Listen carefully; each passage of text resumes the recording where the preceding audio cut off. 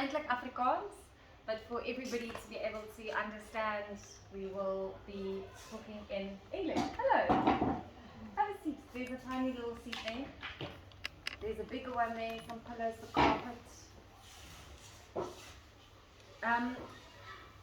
I've had in the last couple of days funny conversations. You know how you have conversations at the right time with people, and then they sort of all come together. One of the things was with my brother-in-law, technically Billy's brother-in-law, who's a principal at a public school in a nearby town, and he informed me that they're thinking in the public school system to just push everybody through. So usually they work on a 7-code system, for those of you who don't know, in South Africa. So marked from 1 to 7. 7 should be exceeds. It should be maybe 5% of the children in the class should get a 7. And then if you fail, it's between 1, 2, and 3. But the norm has been that everybody needs to get a 7. You need to get a 7. And if you think about that long term, it's insane. I mean, nobody is going to pass matric with 9, but in the 90th percentile. It just won't happen. But that's how you start coaching it into these kids. That's how you start to make them aware. So what they're doing is, because the schools are so full, COVID left gaps, and teachers are struggling, parents are struggling, kids are struggling. They're just pushing everybody through to make space for the big migration to the Cape. So nobody can fail in public schools anymore. And then this carries on and on and on. Yesterday I had a conversation with a prospective parent who is a dean. Is dit die Engelse woord vir rector? Dean of a university in Germany. And he said to me they're looking at alternative schools.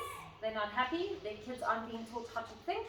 And he finds that the students coming into university every year are weaker than the year before.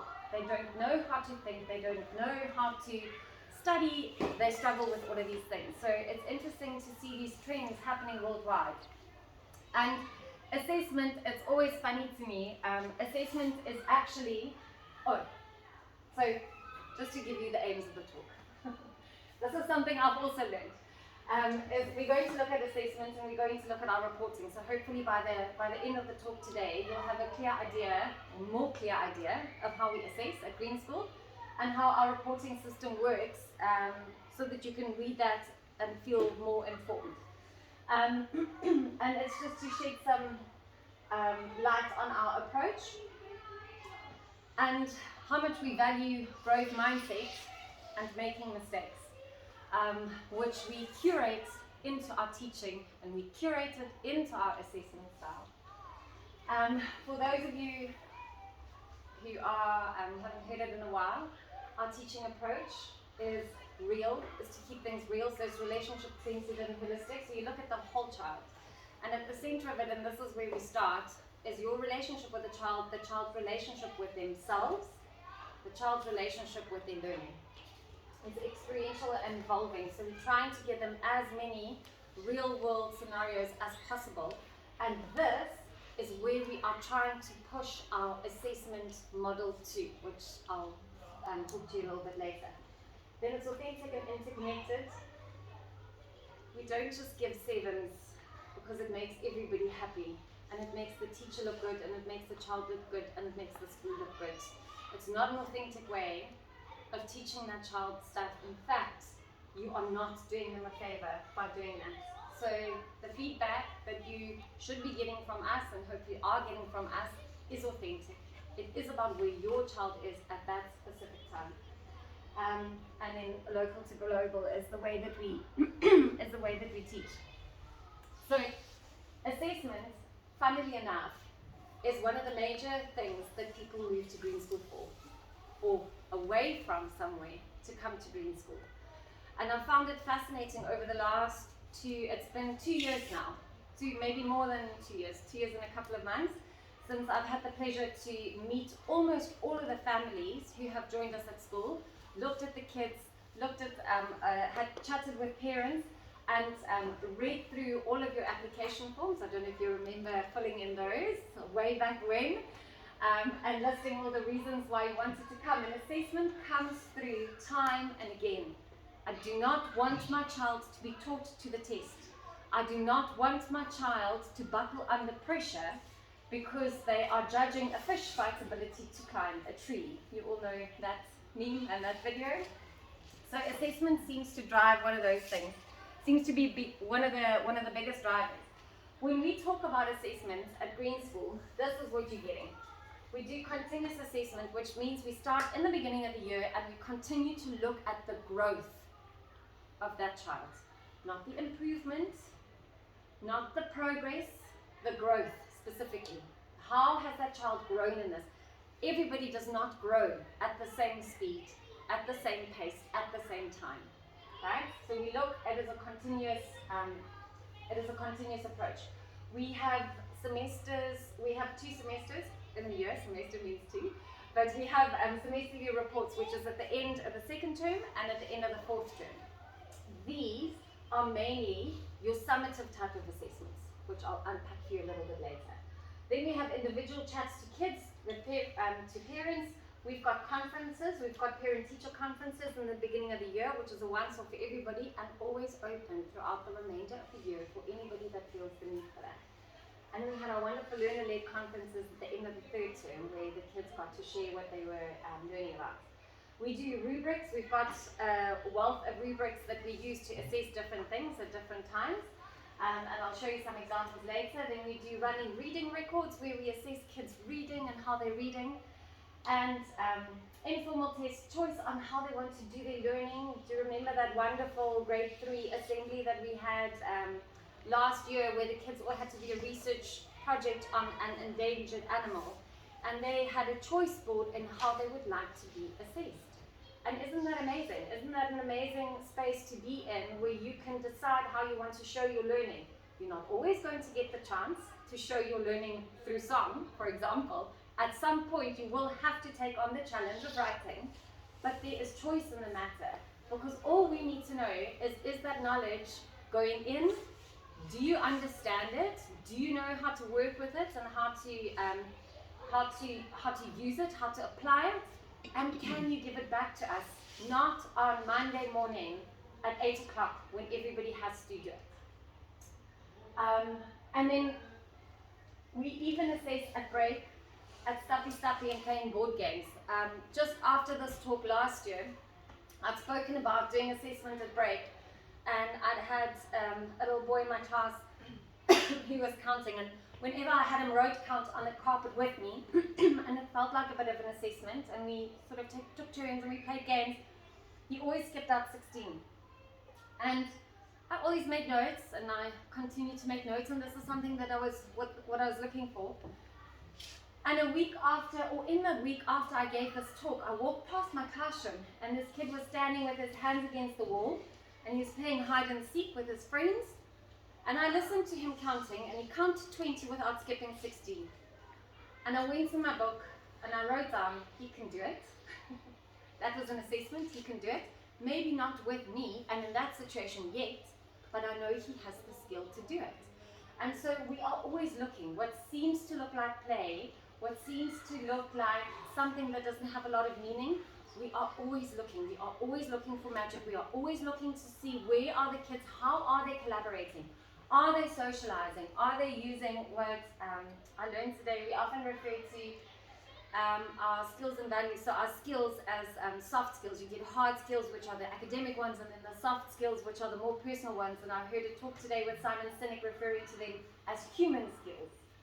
And I thought that's a better way to look at it. Soft skill often seems loose. It's not connected to anything, but those are human skills. Problem solving is a human skill. Collaborating is a human skill. So giving it, I sort of like that different name to it.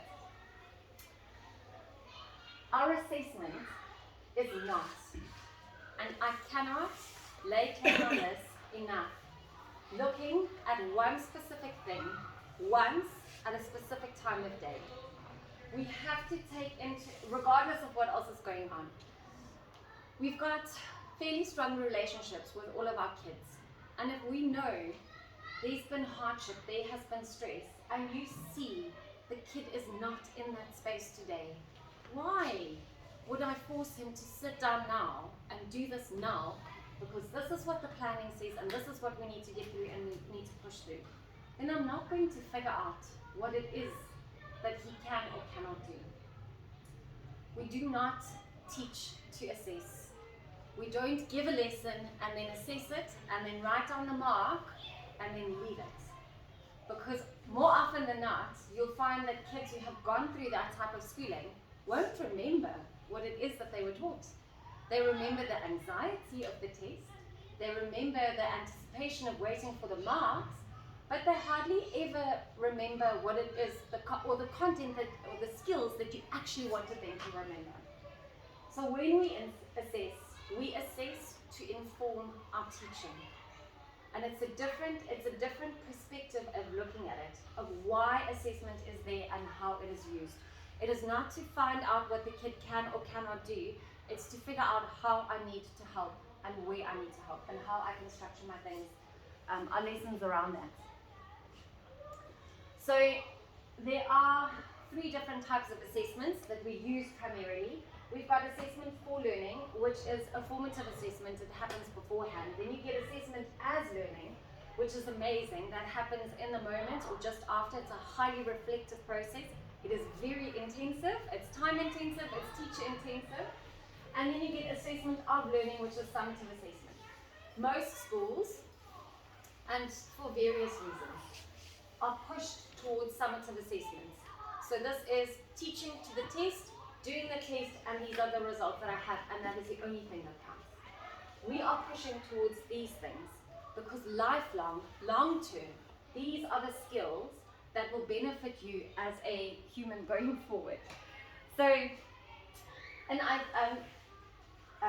someone asked me last year to show some examples, because sometimes it's difficult to understand these things if you don't get to see them every day. And we get so used to using this language day to day that we forget there are lots of people who don't use it day to day. So formative assessment is assessing prior knowledge to inform our teaching. So before I can talk about mushrooms, I need to find out what is it that the kids already know about mushrooms and what do they want to know about mushrooms. Because if I've already done my lesson plans 4 weeks ahead with exactly the content that I think I would like to teach, and they know all of that by the second lesson, what are we going to do for the rest of the time? You know? So we need to be aware of that. So this is an example of where the kids, you would have heard the kids use wonder webs. So we have them ask the questions and then we put them on a wonder web and we reflect back to that. We write on who asked the questions and they ask amazing questions. One of the questions that came up specifically with fungus for the grade 1 class is there not a fungus that will help deteriorate and break up plastics, because that could be of real use. And we were like, oh my word, maybe there is somebody working on that type of things, because they had been exposed to fungus being used to clean up oil spills, and they already make that connection. Because in the week before that, we wanted to know what do the kids know about global warming and climate change. And then they tell you weird things like you have to recycle. And then you start to break it down and you break up the words, and then we look at it, what is it that you exactly know? And before they know it and before we know it, we've constructed a whole lesson around it, and something that they thought they had really superficial knowledge about, they figure out, hang on, I've made all of these connections, I actually do know a whole lot more. So this is assessment for learning. It's also a continuous process, so we continue to assess the kids and make notes on what it is that they are learning and what they would like to find out. And this can happen in a whole class scenario or in an individual scenario. So if you're thinking of beginning of the year entrance assessments that we sometimes do with the kids coming in, or to assess their baseline phonics or reading or anything like that, that will all be assessment for learning. So to figure out which levels the kids are on, and then you go from there. Because we don't need to be all on the same level, on the same day, every day. All right. Then assessment as learning is something that we are lifting up and promoting, and we are getting really good at this. It has meant that we have had to turn around the way we think of our planning, because you actually need to make a lot more time for this as you usually would. So if you would think of a traditional spelling assessment, for example, Kids write, they need to practice the words, they need to learn them, they write them, it goes in the book and it goes back. That's it. What is the use of that for anybody if the kids can't apply that into their writing the following week, and if nobody goes back to talk to them? Then they've wasted the time studying. You have wasted the time to ask everybody to be quiet and to sit in lines and to sit so that nobody can see anything. And you wasted the kids' time by putting them through that anxiety, because it is a lesson that they can't really do anything with. If you flip it around and you think, all right, let's unpack this. Let's see how we can put these into different word families. Let's unpack why you made these errors. Let's look at the common, because there'll always be a pattern. And you take that book back and you sit with a kid and you say to them, all right, this is what's happened. Do you understand a little bit better now? And if they say no, you carry on. And maybe you carry on in a different way. But there has to be reason behind what it is that you are teaching and how you are assessing it. So what we started to do, and what we lay a lot of value on, is having the kids do self-assessment. Because if you can assess yourself, if you can assess how you feel about something, you know how you are feeling. So it's a better sense of self, and that'll inform and help you to cope going forward. You're also more likely to be brave to put up your hand to say, I don't understand yet. Not ever, just I don't understand yet. So what we've done here is we put on some clues. So you'll see sometimes the kids will just do a little picture, sometimes a little bit of an underline. We've had this week, we've had the kids assess each other's orals. They had to do a little talk. And we spoke about it as a class. What do you think this person's confidence was like? Could you hear all of the words? What is it that was going on? And one of the boys actually said he really wanted to aim for a double tick for confidence, standing up there and doing everything. And then he said, well, let's think about it. The first try, you were only comfortable with speaking in front of 2 kids and the teachers, and the rest had to be out of the way. So do you really feel that is a fair assessment, a fair grading for that? Because we want to be authentic about it. It cannot be cheap. Excellence cannot be cheap.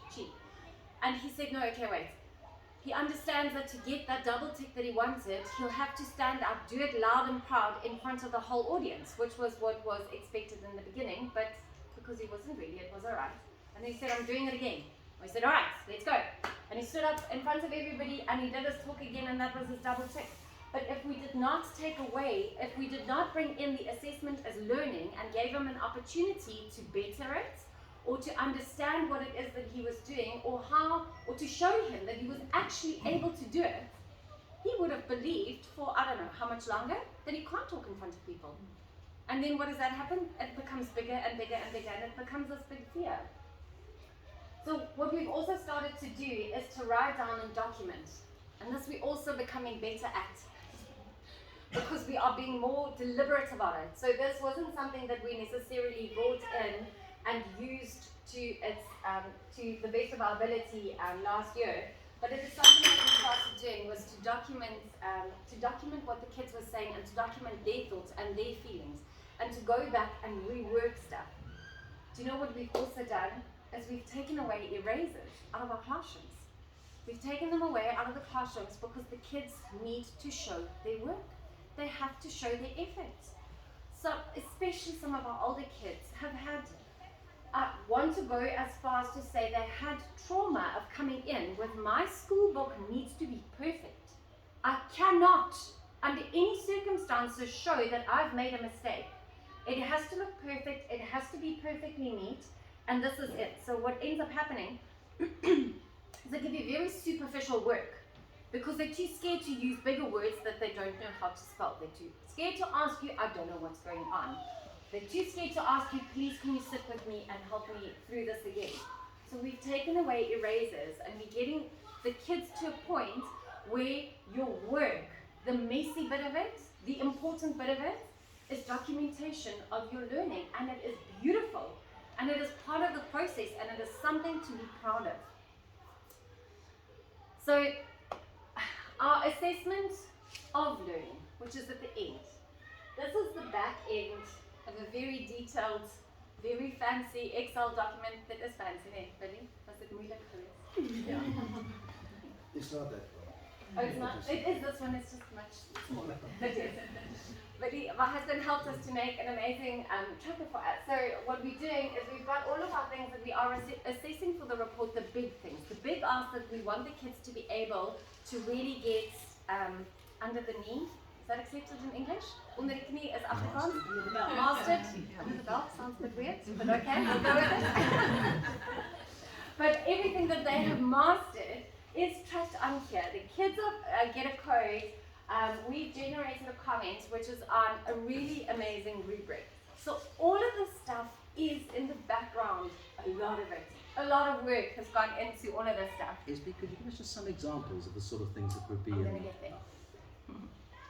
So those things would then be pulled into our reports. Now, one of the major things that we have changed with our reporting system is you'll still have an overarching comment. So this is our document that we work from, right? You'll still have an overarching comment from your class teacher about social interactions, emotional progress, skills. A really good idea of what skills the kids are showing in which areas of school. And then goals and next steps has been a truly amazing experience for me as a teacher and to read about as a mom. And I don't know how long and hard, and this is our constant battle with reports, you put in hours as a teacher to do this and to read it and to rewrite it and to make sure that you've chosen the right words. And then sometimes it goes home and people go, I couldn't really see anything, and you go, oh my word, I've spent weeks on this. But this was worth every minute, because we got to sit down with the kids and we got to ask them, what are your goals? And now as a teacher, in the back of your mind, you know this kid struggles with problem solving, or you know this kid is still not quite there yet with their reading. So you are not telling them what their goals are, but you are asking questions and maybe leading a little bit with where you're going, but they get to say what their goals are. And if they determine their goals, they are more likely to go for it. And we've had kids sit in class. I've had 7-year-olds, and this is what is phenomenal to me. There are adults in big positions, in big jobs, that cannot do this, that cannot goal set and then work through it and then realize that they've done it. Because we were never given the opportunity, we were never taught how to do it. I've had 6 and 7-year-olds sit, I'm working on my goal, and then closing an Amazon's book and going, I've achieved my goal, I'm now going to level it up. And that is amazing. And it won't happen for every child in the grade 1 year, or in the grade 2 year, or in the grade 3 year, or this year that we started implementing it. It'll happen at a different pace for everybody, and that is okay, and it is beautiful. So those are big parts. This is the big part of the report. The academic stuff is also important, and I'm going to take you through that now. But this part is really the heart of the school and the heart of what we see in your child. So with our proficiencies then, we'll put those things onto rubrics. So we'll have something like number concepts. So for example, in grade 1, I can do it on my own, or a code 3, if you want to call it that, would be something along the lines of they need to be able to do number bonds up to 20, right? So here I can do it with help with a teacher. Over here I'm up to 10, but I still need concrete apparatus to do it, right? So can you see where we're going? Over here would be something that I can do it in my own, in context, with confidence. So if you're thinking about writing something, if we've done a whole lesson on a specific topic, and we've asked them to write a little piece in it, over here they'd be able to bring in everything that we've done in grammar lessons, the things that we've done in handwriting lessons, the things that we've done in all those language-rich, the grammar, the punctuation, all of that, and they can do it with their own in context. If you think of things like maths, if we're talking about money and learning about decimals and those things, if those kids can come into their shop and they can run their grade 2 and grade 3 shop like a boss and know exactly how to calculate the change and do all of that, they are doing what they have learned in decimals on the mat with the teacher. They are putting it in practice and they are acing it because they're doing it with confidence. And this is where we are working towards, and this is why I said it's so important for us that we keep striving to push kids for this so that they can understand what they are learning has purpose. You are not just sitting here to learn things that have no meaning to you. What you're learning, your time here, what you are busy constructing, has purpose, and you will be able to apply it in the real world. They sometimes see school as disconnected, and we're trying to keep it as authentic and as connected to their lives as possible. So these are the human skills that I was talking about. Can I Yes. ask a question? Yes. So in the report, that 4 scale that you have, Yes. I see on the stuffy you have a 3-scale Yes. assessment. That was a. And there's a lot of emphasis actually on stuffy in the report more than the others. Yeah. Is there We've- some kind of We've taken that system? out. We haven't finalized that yet. It's been a very interesting learning curve for us because Stuffy is a big part of our experiential program. The kids spend a big part of the academics the same as they would for more actually than they do in art, more than they do in PW, more than they do in some of the other areas of school. So it's a big chunk of time, and we consider it to be a very important part of it. One of the things that we're taking out for sure, Deb, is the assessment of values, which felt like a good idea at the time, but it didn't really sit well with us, and then it became a massive rubric in the report. So we haven't finalized how we're going to do that yet, but there will be a reflection. I think we're going towards a comment from the teacher about the child's participation. I'll get back to that other slide now. I want to leave this on before I forget. So about the child's participation, so what specific skills they were showing and what specific things they really enjoyed, and then a child's own reflection on what it is that they learned, what it is that they enjoyed, and what they found difficult. Okay, can we get some kind of communication on the change from the one system to the other? So, in our minds, we also understand what the difference is. Like, for instance, if I'm talking about the 3-point scale and stuffy, so we're moving away from that towards what you're thinking about. So that was the purpose of today, is to really look at the reports. I forgot about the stuffy part of the reports. But just to reflect on, because those stuffy blurbs and comments were so, it ended up taking quite a lot of space.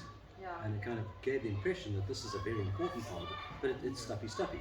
And so we wanted to condense that there's a more effective balance, or a more truer balance in terms of assessment. And so what we'll bring in, this was in your previous report, was set up in this way also. We just didn't have this visual in there. So the semester 1 report also had the rubrics were set up in the same way, but it didn't have the rubric. What you would have read was, I am still learning how to count with confidence and rely on counters. I can count with my teacher and a number line, so using an apparatus. So your sentences would have reflected these words. So what you'll do in the December report is you'll get something like this, which will help you understand the bullet points underneath. And those bullet points are not just random bullet points, they are linked to a massive assessment sheet that is for summative assessment. You'll also see that next to your mathematics, English and Afrikaans, so your first language or second language, there would have been a sentence to say, I'm performing at grade expectation, I'm performing below grade expectation, or I'm not performing at, or I'm exceeding grade expectation. So that was also there. So in terms of asking where my kid is at, it was on the report. So if you go back and read it again, maybe it'll be more clear, but we are also adding in things to make it more visible and more clear. Does that make sense?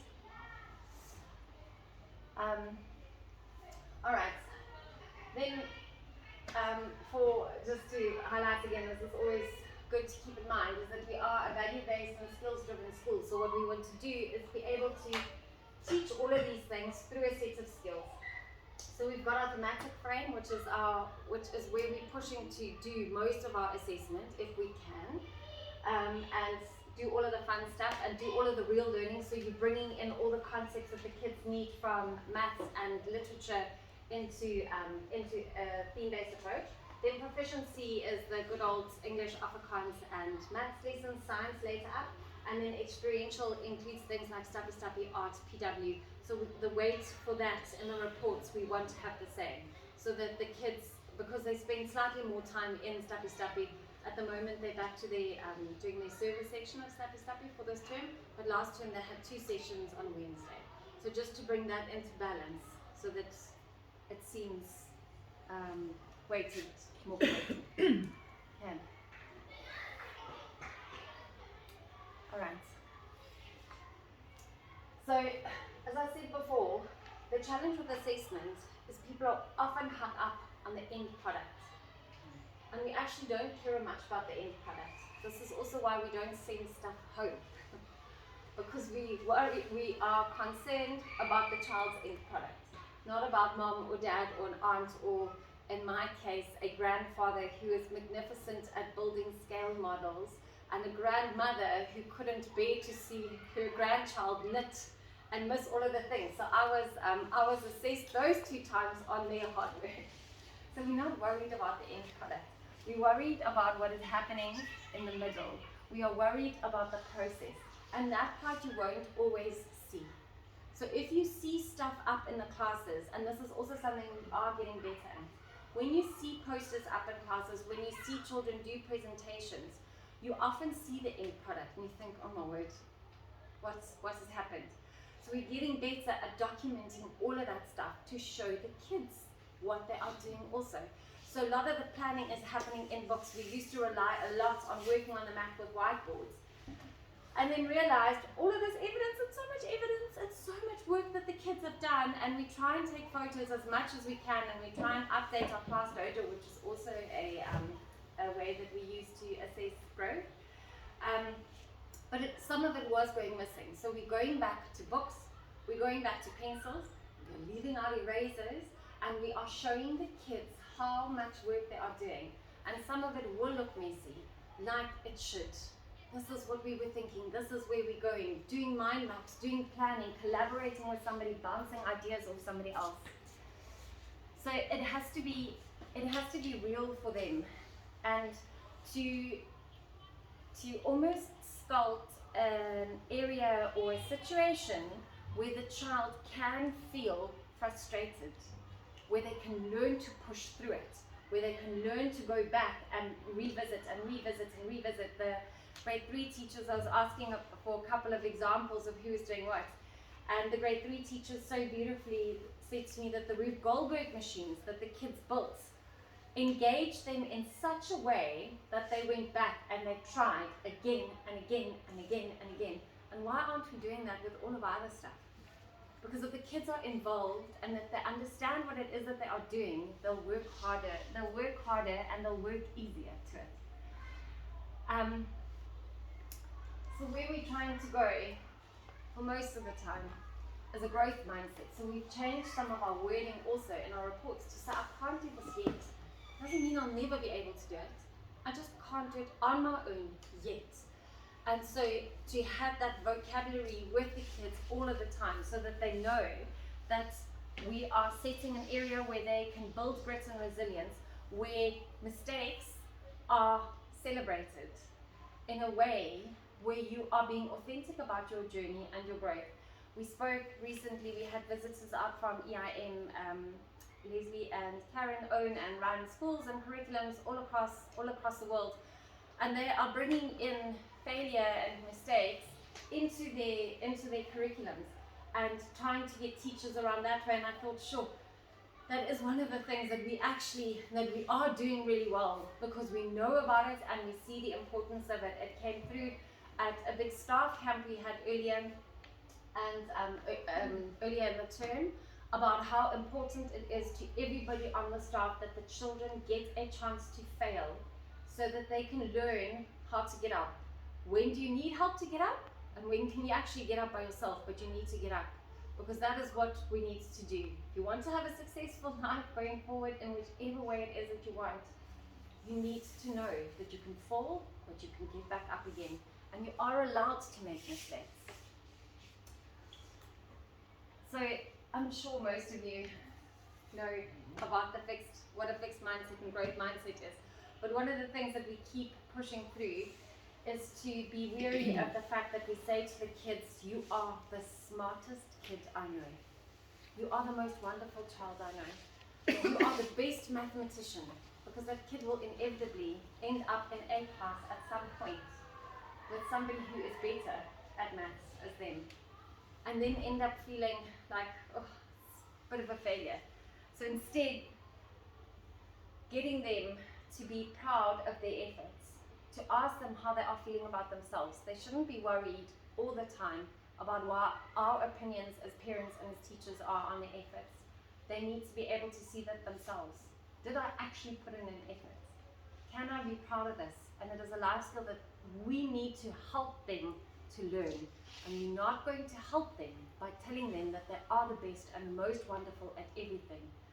Because if they hear that all of the time and they come up time and again and they are not the best at everything, it can be soul crushing. And to turn that around takes a lot of work. So we also like to refer to it as it is not a sustainable mindset. So this is where we're going. There's a lot of freedom in it.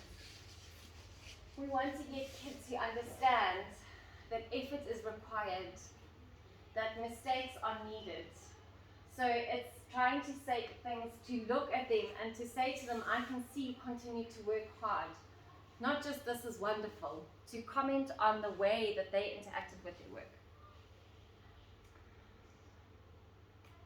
So to sum up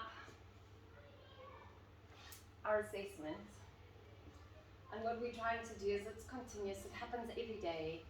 It's not just by rigorous testing at random times and when we feel the need to do it. It is continuous, and we look at the child and we look at the growth that they have made. It has to be relevant. It has to help inform our teaching. It doesn't help we hear and we are wasting our own time and wasting the children's precious time with things that aren't attributing and helping them grow. And it has to be real, not just for the sake of getting numbers on a page, because it's not working, and we know that it's not working. So assessment needs to become part of their inner dialogue. And where we go with this is for them to be able to assess a great many things. Because if you can learn to assess your work and your effort, you'll maybe start to assess your friendships, your behavior, your relationships that you have with people. And you can start to assess, and it's a valuable skill to go forward in life. And so this is where we're going. Not something loose, not something random, not something that you do at 9 o'clock on a Tuesday morning. That's not really informing you of anything else. We're doing this because we're playing the long game, because we want to set the kids up for success. But it takes a lot of grit and determination from teachers and from kids at this moment. Thank you.